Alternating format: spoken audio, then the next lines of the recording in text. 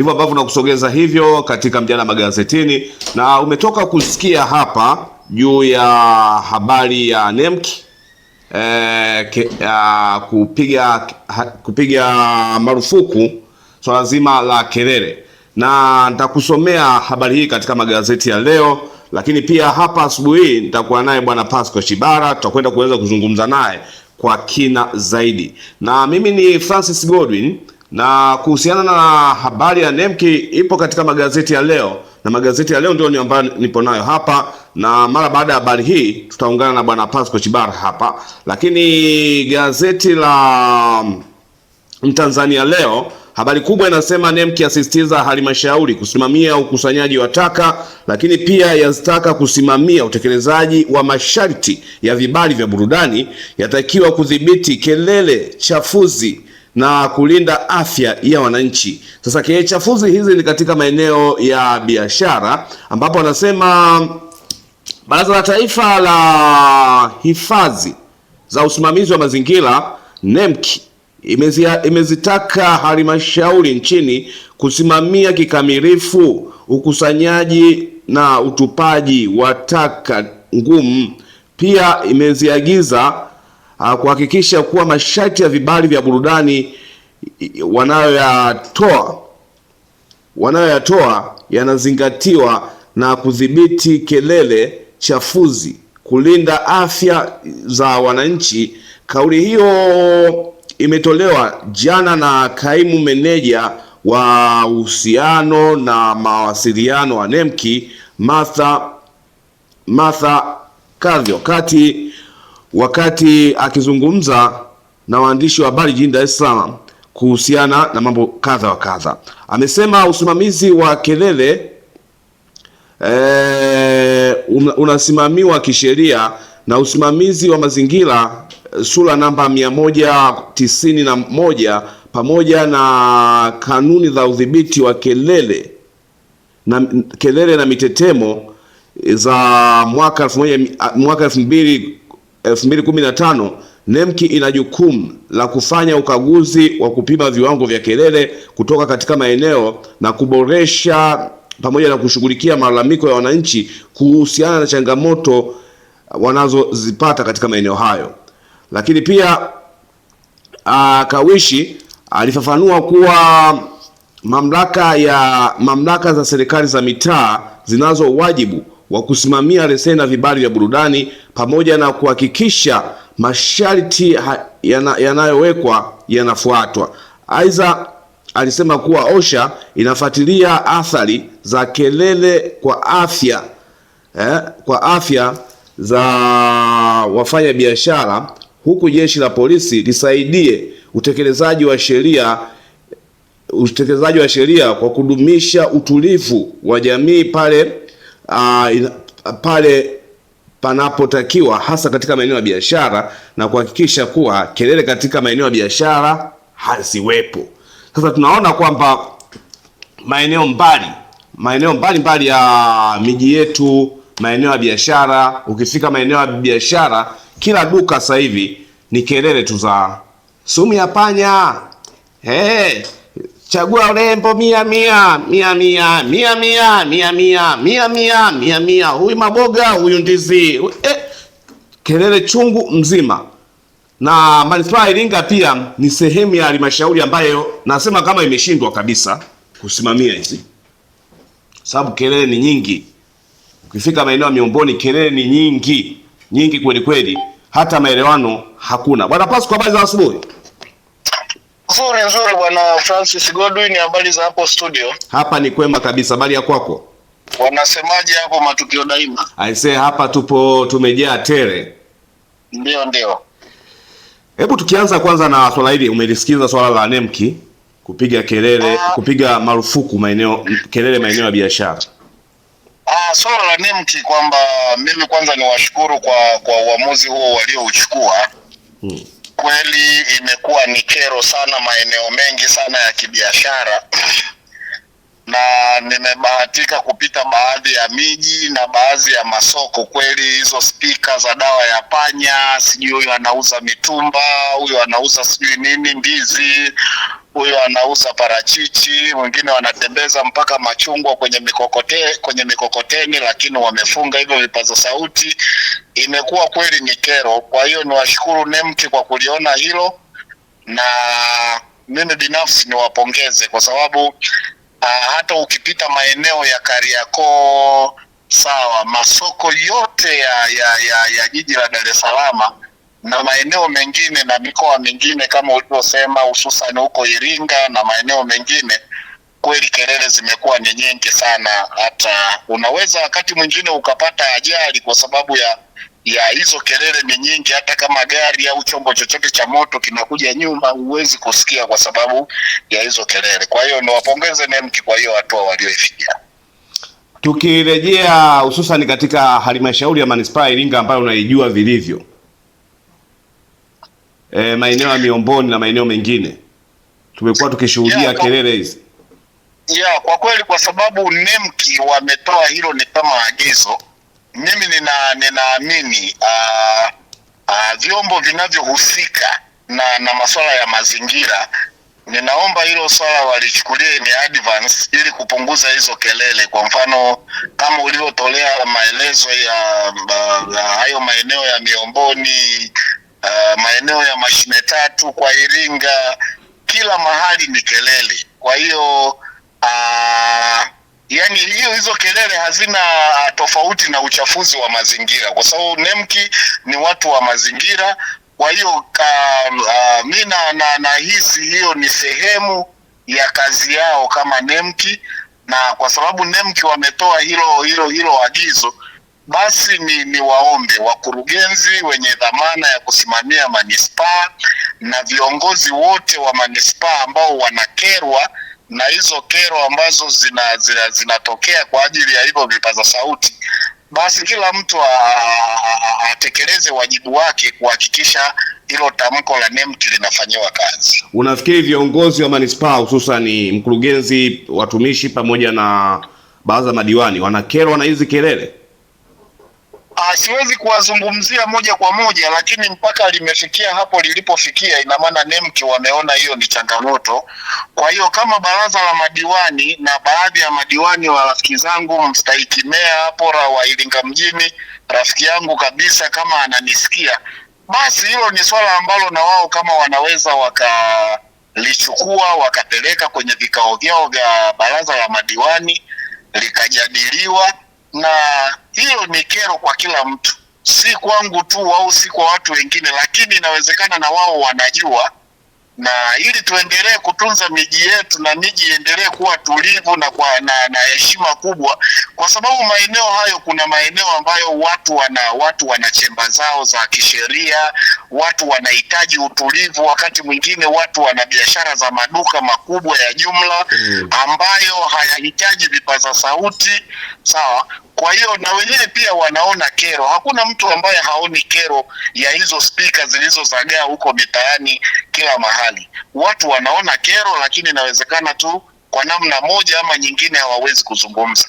Kwa hiyo mimi waombe wakurugenzi wa halmashauri, kuna mambo ambayo ni ya kisiasa, lakini kuna mambo ambayo yanatakiwa kufanyika kwa ajili ya utulivu wa miji na maeneo mengine. Sasa tukizungumzia baraza la madiwani, kwa sababu asilimia kubwa ni wanasiasa, na inawezekana wanaogopa kutoka front kuwaambia watu kupunguza hizo kelele kwa ajili ya kulinda maslahi yao ya kisiasa. Hiyo pia inaweza isifanikiwe kama NEMC ambavyo wanatarajia, lakini kama wote tukitoka kwa pamoja na tukakemea hiyo hali, biashara ya mtu, biashara ni biashara yoyote inajiuza. Hakuna sababu ya kupigiana kelele. Kama biashara yako umeipangilia vizuri, utauza tu bila hata kuweka hilo vipaza sauti. Usitoke hewani, hebu tumcheki hapa mstahiki meya wa halmashauri ya manispaa Iringa, tusikie wao wanatekelezaje hili na wao kama halmashauri wamejipangeje. Sawa. Tumcheki hapa mstahiki meya wa halmashauri ya manispaa Iringa Bwana Ibrahim Gwada, naye tuweze kumsikia katika hili wao halmashauri ya manispaa Iringa wanajipangeje? Tulishawahi kumsikiliza hapa mkurugenzi, na manispaa ya Iringa ni moja kati ya miji ambayo ipo vizuri sana, miji ambayo inafanya vizuri, lakini katika hili la NEMC wao kama halmashauri ya manispaa ya Iringa wanajipangeje? Bwana Chibala, msalimie mstahiki meya, nipo naye hewani kwanza. Mstahiki meya, habari bwana za asubuhi. Salama, habari za asubuhi. Nzuri mstahiki meya, tumepotezana sana ndugu yangu. Kilimo shambani bwana. Hongera sana. Kilimo ni uti wa mgongo bwana. Kabisa bwana. Yes. Tuko live na Francis Godwin kutoka Matukio Daima. Ameniambia nikusalimie mstahiki meya. Basi kamwene bwana. Kamwene. Na mimi pia nakusalimia mstahiki meya wa halmashauri ya manispaa ya Iringa, Mheshimiwa Ibrahim Gwada, japo huyo Pasco anasema mimi meya rafiki yangu. Mimi natambua wewe ni mstahiki meya wa halmashauri ya manispaa ya Iringa. Unakata urafiki bwana, kwani ukiwa meya unakuwa una rafiki? Sema. Wewe rafiki yangu tu. Wewe ni kiongozi. Kwani ikiwa kiongozi sina rafiki bwana, wewe mzee vipi bwana? Wewe ni kiongozi bwana. Pasco yeye amewahi kwamba bwana mimi meya ni rafiki yangu. Pamoja na kumpa heshima yake kama mstahiki meya.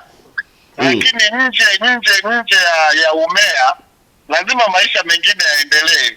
Kwa hiyo tukitaka kutumia zaidi vyeo, tutawaogopa hawa watu hata kuwafuata kwa ajili ya hizo taito zao. Kwa hivyo wewe rafiki yako? Ni rafiki, ndugu yangu. Kwa hiyo pamoja na hiyo title alionao ya mstahiki meya, hiyo heshima yake itabaki kuwepo, lakini pia ile nafasi ya undugu na urafiki pia lazima iheshimiwe. Wewe kila mwenye cheo rafiki yako? Hapana, sio kila mwenye cheo rafiki yangu. Lakini Ngwada anajua, nilipokuwa katibu wa Chadema wa jimbo la Iringa mjini, anajua namna gani tulivyokuwa tunapelekeshana kwenye vikao kabla sijaunga juhudi. Kwa hiyo ni rafiki yangu kwa sababu tunafahamiana vilivyo. Sasa mstahiki meya bwana, tumekualika hapa asubuhi. Kuna maagizo ambayo yametolewa na Baraza la Taifa la Usimamizi wa Mazingira NEMC kwa halmashauri zote nchini kuhakikisha kuwa inachukua hatua kuhusiana na swala zima la kelele na mitetemo katika maeneo ya biashara. Na kwa kuwa tupo manispaa ya Iringa, manispaa ya Iringa ni miongoni mwa maeneo ya wafanya biashara ambayo yana kelele sana, na mathalan ukifika hata maeneo ya msikiti wa Ijumaa Miomboni pale, unakuta watu wanasali ndani, huku simu za mkopo. Sasa nyie kama halmashauri, sheria inawapa mamlaka ya kuchukua hatua. Ni wakati gani mtaanza kuchukua hatua kwa mujibu wa maelekezo ya NEMC ambayo yametolewa? Japokuwa ni swali la kiutendaji sana, lakini kwanza ni kweli kwamba kelele ni kosa, miongoni mwa makosa kabisa, na halmashauri kama halmashauri inapaswa kuchukua hatua kwa hata wale ambao wako mitaani wanapiga kelele, kwa sababu Ndio. Tunakusikia. Tunakusikia Mheshimiwa Meya. Bwana Chibana, naona Mheshimiwa Meya ameondoka, ngoja tumcheki tena. Tumrejee tena Mheshimiwa Meya, naona labda mtandao.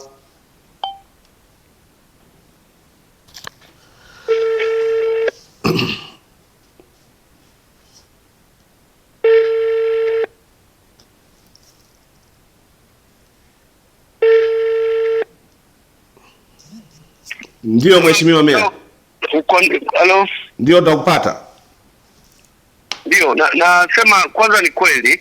Ndio. Kwamba yametolewa maagizo na NEMC. Ndio. Juu ya udhibiti wa kelele. Ndio. Katika maeneo mbalimbali. Lakini sisi kwa maana ya halmashauri kwanza tulianza kujaribu kufanya jitihada za kuzuia kelele kwa kuwataka watu ambao wanafanya shughuli katika maeneo mbalimbali ya kumbi, hata kumbi za starehe, kuhakikisha wanaweka soundproof kwenye maeneo yao. Wako wale ambao wamefanikiwa kulifanya jambo hilo, lakini wako wale ambao wanaendelea na utaratibu wa kuhakikisha katika maeneo mbalimbali hasa kwenye kumbi za starehe wanaweka soundproof ili kuto kudisturb watu waliopo katika maeneo ya pembezoni mwa kumbi zao ama wanaoishi hao. Kama ambavyo unajua Iringa, kumbi nyingi ulizonazo utakuta maeneo ya pembezoni kuna watu wanaishi, na pia kumbi nyingi hizo ukiacha tu wakati wa mchana kufanya kazi, lakini wakati mwingine wanafanya kazi katika kipindi cha usiku. Kwa hiyo wanakuwa wana disturb wale watu ambao moja wako kwenye majumba zao, watu wamepumzika, wanaweza kwa disturb. Kwa hiyo sehemu ya kwanza tumejaribu kufanya udhibiti wa kelele kwa kuwataka wale wote wenye kumbi za starehe, wenye mabaa ambao wanapiga muziki, night club, watu kuhakikisha kwamba wanaweza kuzuia sauti zisiweze kutoka nje. Lakini jambo la pili, kwa wale ambao wanafanya matangazo ya shughuli mbalimbali, kwa mfano mabarabarani, pamoja na kwamba tunawapa vibali kwa ajili ya kutangaza matangazo mbalimbali, lakini tumewataka kwenye baadhi ya maeneo kuhakikisha wanazima hizo sauti zisiweze kwenda kudisturb kwenye baadhi ya maeneo. Na yako baadhi ya maeneo ukienda utakuta kabisa kumewekwa alama mbalimbali za kuzuia makelele katika maeneo hayo. Kwa hiyo tumeendelea kuwataka watu hao kuhakikisha kwanza wanafuata tu utamaduni. Kwa mfano, unajua kabisa leo ni siku ya Jumapili na unajua kabisa unapita kanisani, unajua leo kabisa huu ni muda wa swala, watu wanaswali, lakini unapita na vipaza sauti na sauti yako zinashindana na sauti za yule mhubiri ama shekhe ama padri ambaye anatoa mahubiri ndani. Kwa hiyo tumewataka wakifika kwenye maeneo kama hayo wakisha wanaondoa sauti, kwenye maeneo ya mashule wakisha wanaondoa sauti. Lakini ni kweli kwamba wako watu sasa, ukipita maeneo mbalimbali ya mjini unakuta kuna watu kwa mfano sasa hivi nimepita eneo moja, kuna mtu mmoja anauza bagia, amerekodi sauti, anasema bagia moto, bagia tamu, shilingi 100, shilingi 200 barabarani, na kile kipaza sauti chake kipo juu sana. Manake hiyo ni kweli ni noise pollution. Sasa kunatakiwa kufanyika udhibiti, lakini kama halmashauri tunaendelea kukaa ili kuona sasa tutatumia mbinu gani kuhakikisha tunadhibiti vitu hivyo vinavyoendelea katika mji wetu. Sasa nyie kama halmashauri tunatambua kwamba baadhi ya halmashauri kwamba mtu anapotaka kufanya matangazo, mfano matangazo haya ya barabarani ya muziki, kwamba kuna kibali ambacho kinatolewa na taratibu ndizo hizo ambazo na wewe zitofautiani ambazo umezitoa, kwamba kuna maeneo ambayo wanakataza kupiga muziki na kuna gharama ya hicho kibali. Lakini pia matangazo haya ya kawaida, tunafahamu kwamba mtu akitaka kubandika tangazo lake katika eneo lake la biashara anatakiwa ile tangazo kuweza kulilipia. Vivyo hivyo katika upande wa hawa wanaofanya matangazo ya muziki, yeye labda manispaa mna mkakati gani kuhakikisha kwamba hawa wanaohitaji kufanya matangazo haya ya muziki wanalipa kodi kwenye halmashauri? Ndio utaratibu. Kwa mpaka sasa hakuna mtu ambaye atafanya tangazo barabarani bila kuwa na kibali, na kama unakuwa na kibali, maana yake kibali hicho kimetozwa kodi zote stahiki za halmashauri. Kwa hiyo ukiacha wale ambao wanakiuka, kama ambavyo maeneo mengine watu wanaweza kukiuka sheria mbalimbali, ukiacha hao wanaokiuka, kwa kweli tozo mbalimbali zinaendelea kutozwa kwa wale ambao wanafanya shughuli hizo za matangazo katika maeneo mbalimbali. Kimsingi tunachozungumzia hasa ni swala la udhibiti. Sisi kama halmashauri tunaendelea kufanya udhibiti. Yale matangazo ambayo tunaona hayana sababu ya kipuzi hatuwezi kuruhusu, lakini kila tangazo linapita, kuna kitengo maalum pale cha utamaduni, wanaangalia ni tangazo la aina gani, unataka kufanya nini, wakiona linakidhi vigezo wanaruhusu. Kama wangekuwa kwa mfano wanaruhusu kila tangazo, manake mji wetu ungekuwa na kelele kila wakati. Kwa hiyo kuna baadhi ya matangazo yanazuiliwa, kuna baadhi ya matangazo yanaruhusiwa kufanyika. Sasa ukifika maeneo ya Miomboni, kila duka baada ya duka moja ama duka matano unakuta sauti ya speaker. Ni kwamba kelele hizi zimekuwa zikichafua mji wa Iringa na hata kupelekea kwa wageni kuhisi labda manispaa ya Iringa ni sehemu ya utalii wa kelele.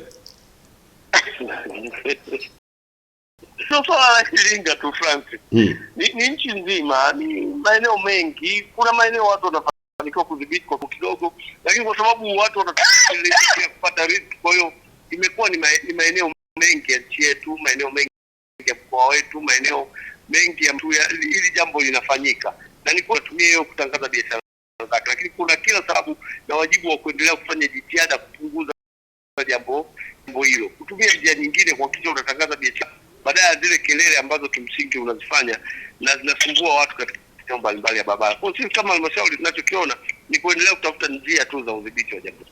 Kwa mujibu wa daktari, kwa mujibu wa mganga au daktari wa halmashauri ya manispaa ya Iringa, kelele zina madhara makubwa ya binadamu, na hii hapa ni sehemu tu ya mahojiano ambayo naye kwamba kelele hizi zina madhara makubwa katika afya ya binadamu. Wewe madhara haya unafikiri kwamba ni hatari kiasi gani? Nyie kama baraza la madiwani wenye wajibu wa kusimamia na kutunga sheria mbalimbali, mnaona sasa ufike wakati wa kuchukua hatua kuhakikisha kuwa hamuendelee kuwadhuru wananchi wenu kelele ambazo hazina tija? Madhara kiwango ni swala la kitaaluma, ni swala la kitaalamu ambalo kimsingi mimi singependa sana kulizungumzia kwa sababu ni swala la kitaalamu, lakini tu jambo ambalo mimi kama kiongozi wa halmashauri tunalotakiwa kuzungumzia ni ile udhibiti. Na sisi tunaendelea kufanya mbinu mbalimbali kuhakikisha tunadhibiti jambo hili lisiwe la kupitiliza katika mji. Kimsingi huwezi kulizuia moja kwa moja, kuna baadhi ya maeneo jambo hilo litafanyika, lakini tunaendelea kufanya jitihada ya kuhakikisha sasa halipituki mipaka. Hiyo ndio jitihada ambayo tunaifanya kupitia maafisa wetu katika kata, kupitia wataalamu wetu waliopo katika maeneo mbalimbali. Sisi tunaendelea kudhibiti kuhakikisha kwamba kelele kwa kweli zina sababu zinaondoka. Ndio jambo ambalo tutaendelea kulifanya. Umezungumzia kelele maeneo ya nyumba za ibada, makanisani, misikitini, pamoja na maeneo mengine kama mahakamani, hospitalini, mashuleni, maeneo yale ambayo yanahitaji kelele. Tumeona kwamba katika baadhi ya maeneo manispaa ya Iringa, maeneo hayo bado waumini wake wanaabudu kwa shida sana. Tuchukulie mfano msikiti wa Miomboni. Ukifika msikiti wa Miomboni unakuta mtu anauza simu za mkopo pale na ameweka sauti kubwa huku watu wanasali. Nyie kama manispaa mnaona mnawatendea vyema wale waumini wa ule msikiti pale kwa kelele kama zile, na mnashindwaje kuchukua hatua? Sisi tunaendelea na udhibiti kama nilivyosema Francis. Sisi tunaendelea na udhibiti, tunachukua hatua. Sema tu hatua zenyewe huwezi kuwa, kwa sababu wananchi ni wengi, huwezi kuwa kila hatua unaochukua unautangazia umma. Kimsingi tunaendelea kufanya jitihada na tunahakika kwamba hali itapungua katika maeneo mbalimbali. Ni kweli katika misikiti, katika makanisa, katika maeneo ambayo hairuhusiwi kufanyika jambo hilo utakuta kelele zinakithiri sana. Tunaendelea kufanya jitihada kuhakikisha jambo hili linapungua. Bwana Chibala, karibu swali kwa rafiki yako ambaye mstahiki meya wetu. Bwana Ngwata, nimekusikiliza vizuri na kwa umakini sana, na hongera kwa hizo jitihada ambazo mnaendelea kuzifanya. Mimi sina swali, lakini kwa sababu nimemsikiliza vizuri sasa, na hilo liko juu ya uwezo wao kama manispaa, yeye kama mstahiki meya pamoja na baraza lake la madiwani, kwa kweli wanapaswa kudhibiti hizo kelele ambazo zinatokea, hasa siku ambazo ni za ibada. Na ningependa kushauri hili jambo si jambo kama alivyozungumza la kulichukulia haraka. Kwanza ni issue ambayo inahitaji kwanza elimu kwa hao wafanyabiashara na madhara, na ni lazima waelezwe madhara ambayo wanayasababisha kwa watu ambao wapita njia. Lakini pia kuna ofisi kama nilivyozungumza mwanzo, kuna ofisi za watu ambazo zinahitaji utulivu. Na labda nishauri tu wangeanza hilo swala kulifanya taratibu siku za Jumapili na Ijumaa, wakati ambao watu ni muda wa ibada, basi hao watu ambao wana hivyo vipaza sauti wangepangiwa muda wa kuhakikisha hivyo vipaza sauti vyao muda wa ibada mji mzima unakuwa tulivu, ili kuwapa fursa watu wanaokwenda ibadani, watu walioko makanisani na msikitini, ili wakaweza kumwabudu Mungu wao. Mimi ni Mkristo, tunaamini kwamba tunaabudu katika roho na kweli, na uwezo ukaabudu katika roho na kweli huku ni nje kuna interruption ya kelele na vitu vingine kama hivyo. Kwa hiyo nimwombe Mstahiki Meya kama wanaweza wakaanza kutoa elimu kwa wafanyabiashara, kuwaambia wakati ambao watu wako ibadani, basi wangekuwa wanazima hivyo vipaza sauti vyao muda, ili kuwapa fursa ya watu wanaofanya ibada basi wafanye ibada wakiwa kwenye hali ya utulivu.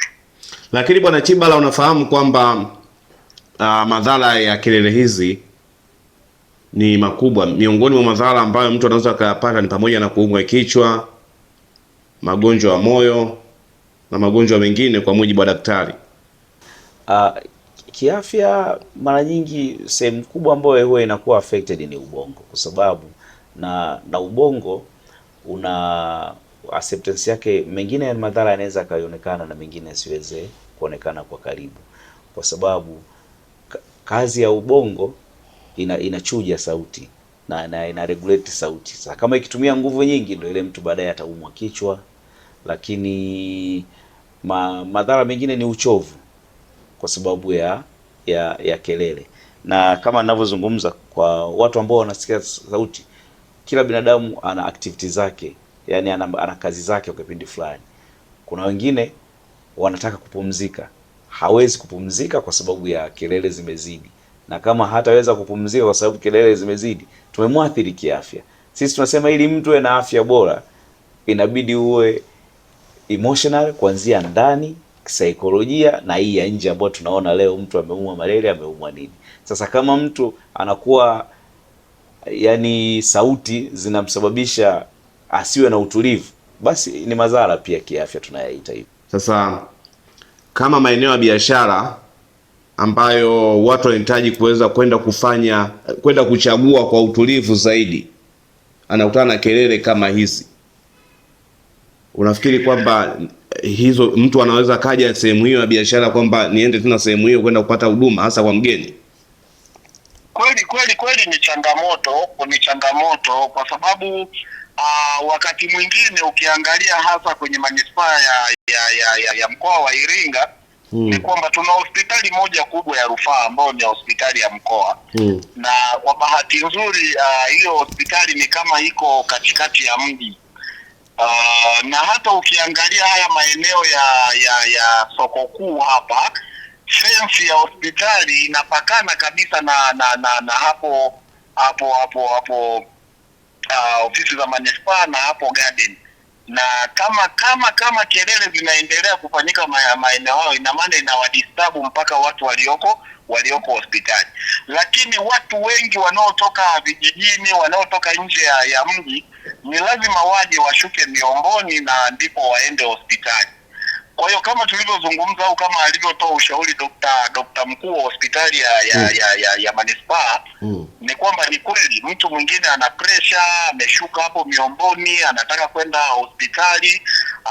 Hizo kelele zinapaswa kweli kudhibitiwa, kwa sababu sio wote wanao move from one place to another wote wana hali nzuri ya kiafya. Wengine ni wagonjwa, wengine wanatoka hospitali wanakuja hapo kutafuta usafiri ili warudi kwenye maeneo yao.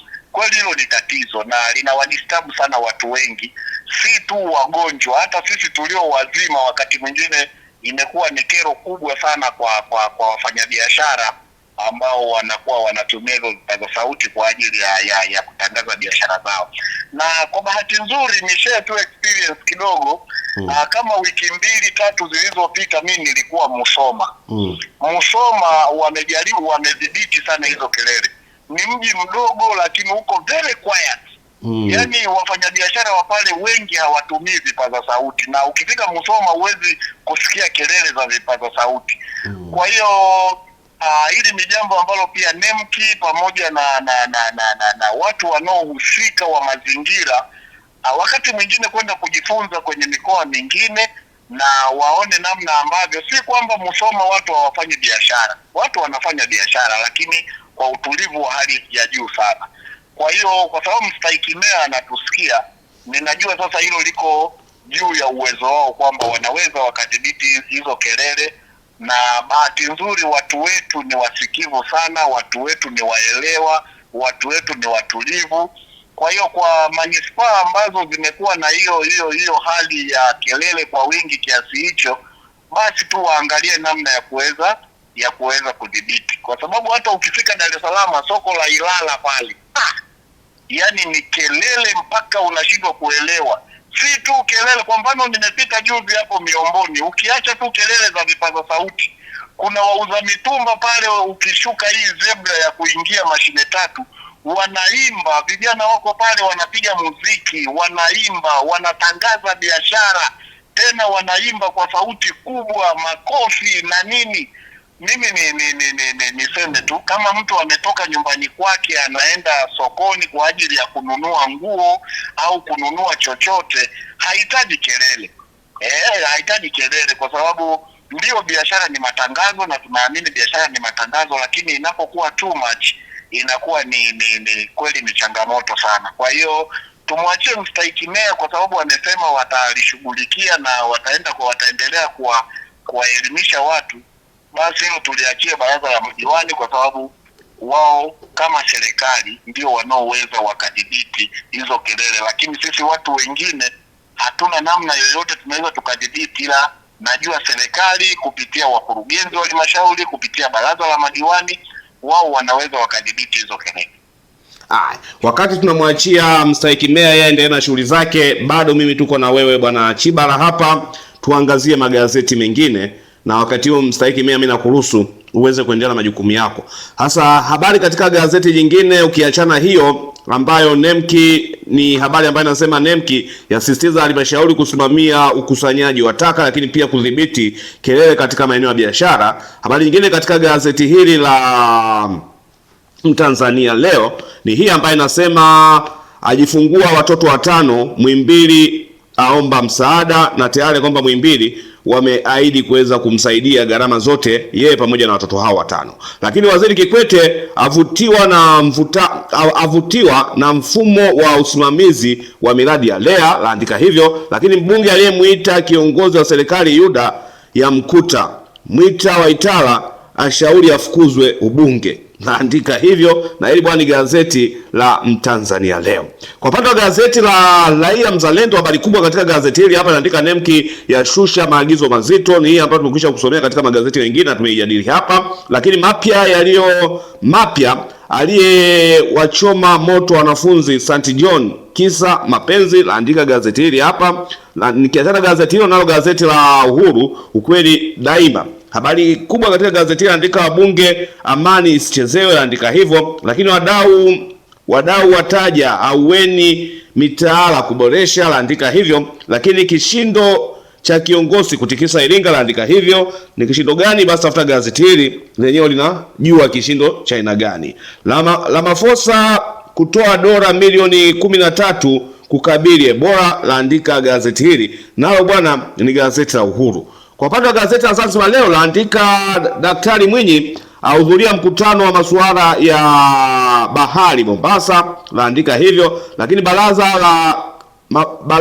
barabara za vijijini kuinua maendeleo, Dr. Hadi asema hayo, na hili bwana ni gazeti la Zanzibar Leo. Kwa upande wa gazeti la Tanzania Leo laandika Samia aipa nchi heshima kiuchumi, laandika hivyo. Rais Daktari Mwinyi kuwakilisha Tanzania mkutano wa masuala ya bahari Mombasa, laandika hivyo. Na mama aweka historia ajifungua mapacha 5 Muhimbili, laandika gazeti hili, na hili bwana ni gazeti la Tanzania Leo. Kwa upande wa gazeti la Mwananchi Huru laandika NEMC yataka udhibiti wa kelele chafuzi kulinda afya za wananchi. Ni habari ambayo tumeenda kusomea pia katika magazeti yaliyotangulia, na halmashauri zote zinapaswa kuweza kuchukua hatua juu ya hili. Lakini TAKUKURU ya okota milioni 100 mradi TAKUKURU ya okoa nijua ya okota, ningetaka kuomba mimi sasa. TAKUKURU ya okoa milioni 100 mradi wa dagaa Mwanza, na Tume ya Madini yaendelea kutoa elimu kwa wadau maonyesho ya wiki ya utumishi wa umma, laandika gazeti hili. Na bodaboda waweka jeneza lenye mwili wa mwenzao juu ya gari la DC Sia, ni habari ambayo imeandikwa katika gazeti hilo. Na hili bwana, gazeti la Mwananchi Huru. Kwa upande wa gazeti la Machinga lenyewe laandika Tanzania Marekani kuimarisha uhusiano, laandika hivyo. Na ukitaka undani wa habari hii basi tafuta gazeti la Machinga. Habari nyingine katika gazeti hili, Waziri Sangu achambua mahusiano mema, laandika gazeti hili. Waandishi wa habari watakiwa kutoa elimu usalama wa mtoto mtandaoni, laandika gazeti hili hapa. Na serikali yaahidi kuendelea kupandisha vyeo watumishi wa umma. Hii ni gazeti la Machinga, naweka kando. Nikishika gazeti la Nipashe laandika mvutano watikisa maziko ya bodaboda, laandika gazeti hili, na nimekusomea pia magazeti yaliyotangulia. Na mahakama ya amuru kusikiliza kesi ya mtoto wa Lowassa, laandika hivyo. Na wabunge wazidi kuvutana bungeni, laandika hivyo. Na habari nyingine katika gazeti hili ni hii ambayo inasema ujenzi vituo vya mafuta eneo la wazi barabara kuu washika kasi, laandika hivyo. Na ameza ARV miaka 30 malengo kuishi miaka 120, laandika hivyo. Lakini Chadema waja kivingine katiba mpya. Hili ni gazeti la magazeti la Nipashe, laandika hivyo. Chadema waja kivingine katiba mpya. Sasa tunaona pia Chadema imeendelea kutoa wito kwa wanachama wake walioondoka kutokana na sababu mbalimbali kuweza kurejea ndani ya chama hicho, na tumeona baadhi ya wanachama tayari wameshaanza kurejea. Na miongoni mwa wanachama ambao wameshaanza kurejea ni pamoja na aliyekuwa mwenyekiti mstaafu wa kanda ya Nyasa, Mheshimiwa Peter Msigwa amesharejea. Lakini miongoni mwa watu ambao wanatajatajwa kwamba kutaka kurejea katika safari hii, wapo viongozi wengi sana, lakini hebu tujikite na mchungaji Peter Simon Msigwa kurejea ndani ya chama cha Demokrasia na Maendeleo Chadema akitokea CCM. Hii inatoa picha gani kwako Chiba? Gobi, nilijua tu hapo unataka kunichokoza. Lakini labda niseme kwa mujibu wa katiba yetu ya nchi, kila mtu ana haki ya kuabudu mahali popote anapopahitaji, ili mradi asivunje sheria za nchi. Kwa hiyo Msigwa kurejea ndani ya chama cha Demokrasia na Maendeleo Chadema ni haki yake kikatiba, na mimi simhukumu kwa namna yoyote ile. Ni haki yake ya kikatiba, na hata wengine ambao bado wanahitaji kurudi wanaweza wakarudi, kwa sababu ni haki yao. Kwa sababu tukiangalia makamu mwenyekiti wa CCM mzee wetu Wasira alishawahi kuaga mwanachama wa CCM, baadaye akaenda NCCR na baadaye akarudi tena ndani ya Chama cha Mapinduzi. Lakini tuna mifano ya watu wengi wakina hayati Edward Ngoyai Lowassa alikuwa mwana CCM akaja Chadema na baadaye akarudi. Tuna waziri mkuu mstaafu Frederick Troy Sumaye naye aliwahi kuwa mwana CCM akaja Chadema akarudi. Walikuwepo wakina Dr. Slaa, katibu mkuu wa Chama cha Demokrasia na Maendeleo Chadema, baadaye alienda CCM akawa balozi wa Sweden kule na Canada akarudi na sasa amerudi. Kwa hiyo tunayo mifano mingi ya watu ambao walikuwa vyama vya Chama cha Mapinduzi wakaenda upinzani na baadaye wakarudi. Kwa hiyo kwa Simon Peter Msigwa ni haki yake kurudi kama ameona ndani ya Chama cha Mapinduzi hajakidhi kiu yake. Inawezekana alikuja Chama cha Mapinduzi akiwa na malengo, akaona hayajatimia, akaamua kurudi Chadema. Basi siwezi kumzungumzia, hiyo ni haki yake ya kikatiba. Sasa kwa wanachama ambao wamekuwa wakiyumbayumba katika misimamo ya kisiasa, hao uliowataja na wengine ambao hujawataja, inaleta afya gani katika siasa? Kwanza kwenye siasa hakunaga adui wa kudumu au rafiki wa kudumu, na siasa za nchi zetu hizi za Kiafrika hivyo ndivyo zilivyo, na sijui wanakuwa wana malengo gani. Labda wanakuwa na malengo yao ya kisiasa, wakiona hayajatimia wanaona warudi pande ambazo walizokuwa, na wengi ambao nimeona wamekuwa wakienda na kurudi wamekuwa wakitiza kiu zao za kisiasa.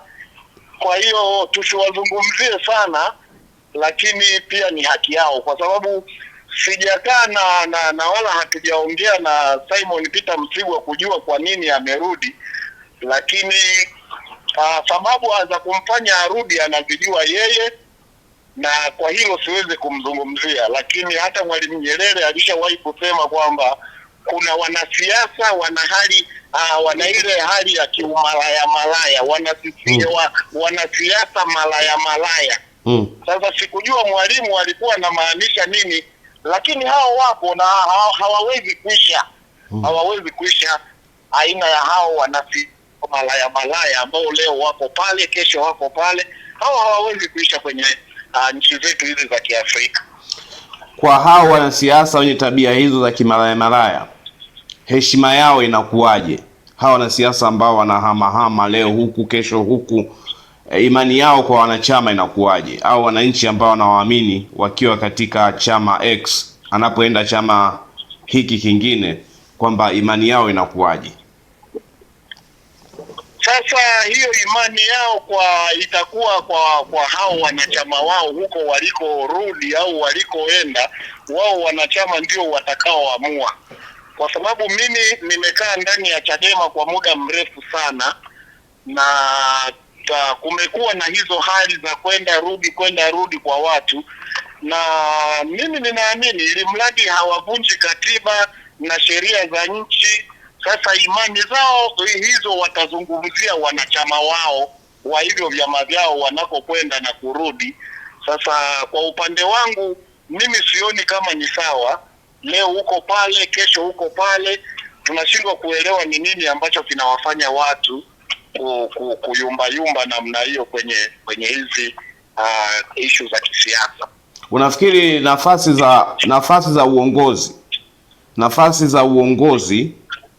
ama uchu wa uongozi pamoja na maslahi binafsi ya kifedha ni tatizo kiasi gani katika vyama hivi na kwa baadhi ya wanachama ambao wamekuwa kihamahama?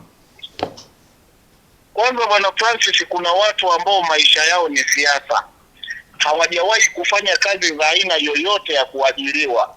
Mtu ametoka alikotoka akaingia kwenye siasa, akaona utamu wa siasa, akaona utamu wa fedha zilizoko kwenye siasa. Na ukitaka kufanikiwa kwa haraka, sawa, siasa ndio kitu ambacho kinaweza kikakutoa kwa haraka zaidi.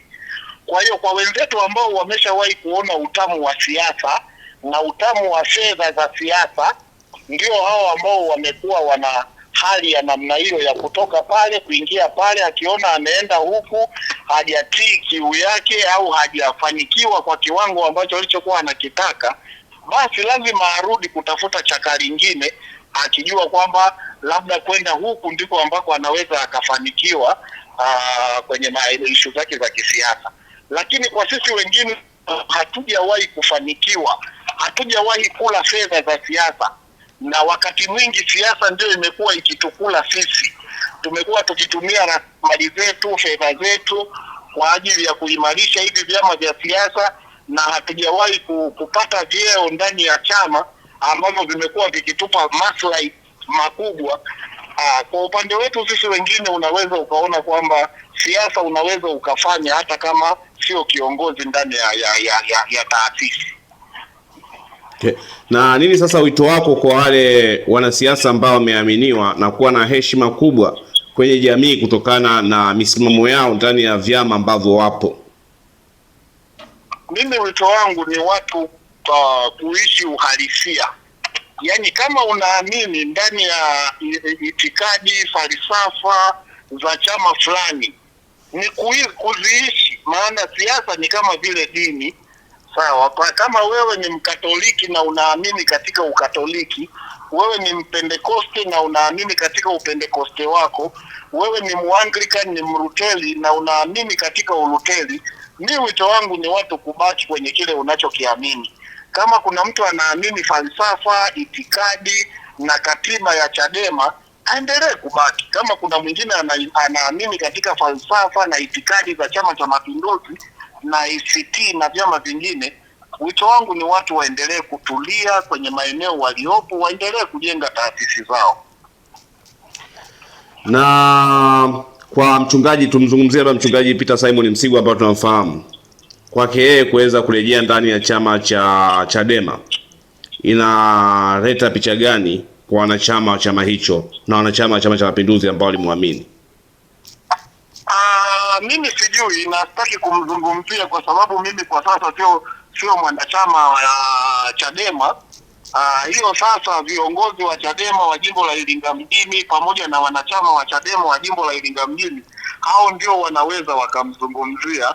Kwa upande wangu, kwa sababu mimi sio mwanachama wa Chadema kwa sasa, naomba niliache hilo kama lilivyo.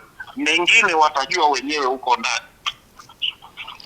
Bwana Pasco Chibala, kwamba wewe ni miongoni mwa watu ambao wanachama wa Chadema ambao mnatajwa kuweza kurejea ndani ya chama hicho, ambao mlihama kipindi cha Msigwa kuingia ndani ya Chama cha Mapinduzi. Ukweli ni upi?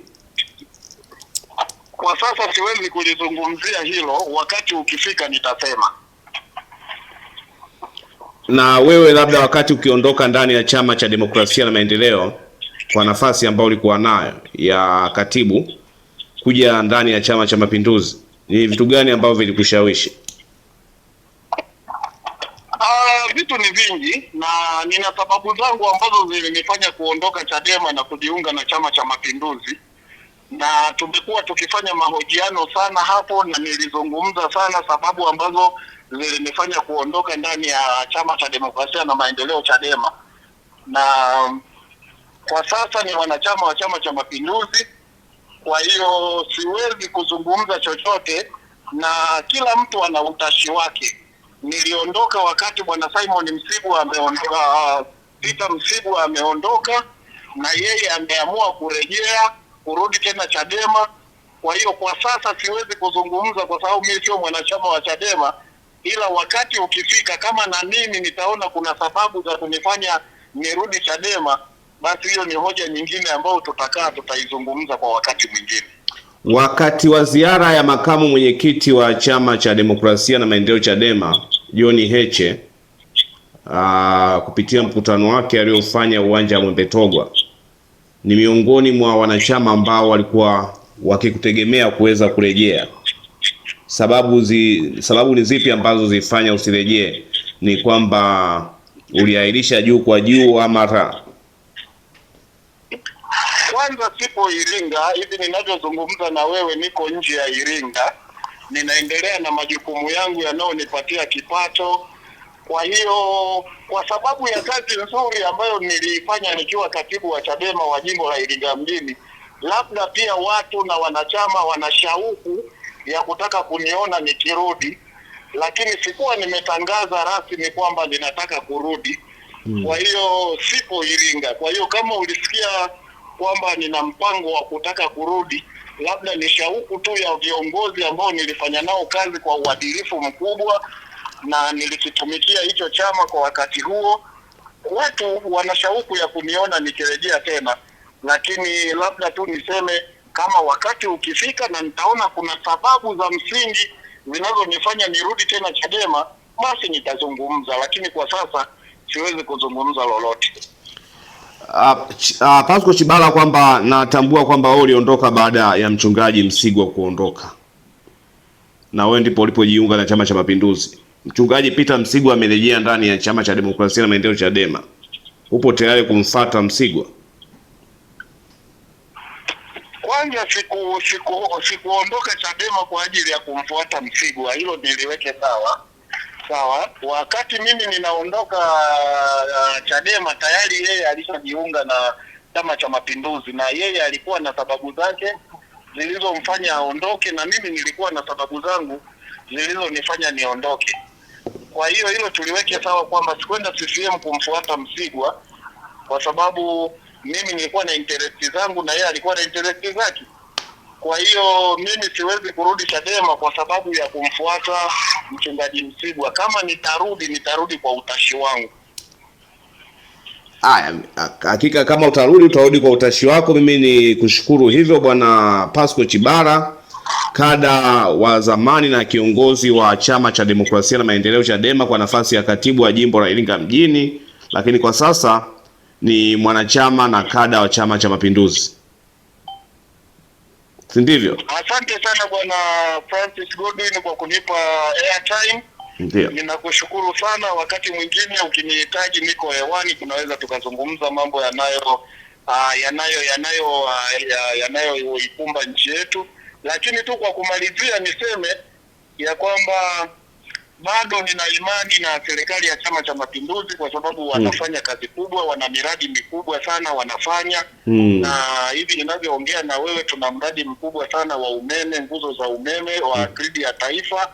Ni miradi mikubwa, lakini pia kuna mradi wa kuwezesha vijana, ile tunaita building better tomorrow, ya kilimo na uvuvi. Na labda tu nikwambie Francis Godwin kwamba mimi ni mmoja wa vijana ambao tumenufaika na mradi mkubwa kabisa wa BBC uvuvi. Hivi ninavyokuambia ni kwamba serikali imetupatia mradi wa ufugaji wa samaki kwa njia ya kizimba ambao tumeimplement pale Musoma mjini, Ziwa Victoria. Mradi mkubwa na niendelevu. Kwa hiyo mama bado anaupiga mwingi, mama bado anajali vijana. Kwa hiyo vijana wa nchi hii tuendelee kumwamini mama, kwa sababu kuna vitu vinafanyika vinaonekana. Hayo mambo mengine ya madogo hayo, hakuna serikali yoyote ambayo imekamilika kwa 100%. Kwa hiyo tuendelee kumuunga mkono Mama Samia Suluhu Hassan Dokta, na pia tuendelee kuilinda amani ya nchi yetu. Asante sana. Sasa umesema kwamba wewe ni mnufaika wa mradi wa BBT. Ndio. Labda ningefahamu pia CV yako kwa ufupi, Bwana Chibara.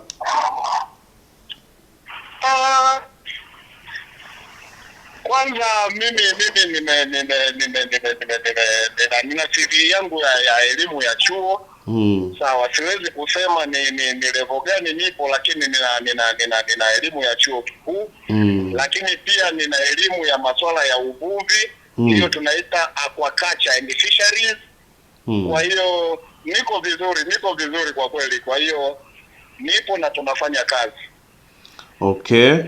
Na tumeona sasa nyie vijana ndio ambao mnatajwa kwamba vijana mnajipanga kwa ajili ya maandamano. Hili unalizungumziaje? Maandamano ni haki ya watu kikatiba. Katiba inaruhusu watu wafanye maandamano, kwa sababu maandamano yana starting point na yanapoishia na yanapoanzia na yanapoishia, na maandamano yoyote yanakuwa yamebeba ujumbe wa jambo fulani. Kwa hiyo mimi kwa mujibu wa katiba mimi sipingani na maandamano, ili mradi maandamano yawe ya haki, ya amani na ya huru. Kama maandamano ni ya amani kwa sababu katiba imeruhusu, mimi sina kikwazo chochote kwenye issue ya maandamano. Kwa hiyo kama maandamano yana vibali, yameruhusiwa kisheria, watu waandamane, kwa sababu watakuwa wana ujumbe walioubeba labda kwa serikali yao. Asante. Mimi nikushukuru sana Bwana Pasco Chibara. Asante sana Bwana Francis Godwin. Rafiki yangu Jeni, mambo? Afu siku hizi nakuona huna furaha kabisa toka umemaliza hicho kidato cha 4. Shida ni nini rafiki yangu? Shogangu Halima, mwenzangu una kazi. Mimi nahangaika siku zote, sina hata ajira shogangu. Yaani hata genge lenyewe tu sina. Na una smartphone kabisa unaenjoy, afu unasema kazi huna kweli? Shogangu, nifanyeje mie? Kuna watu wanaitwa Isadukiro entrepreneur. Kwani hujawasikia hao? He?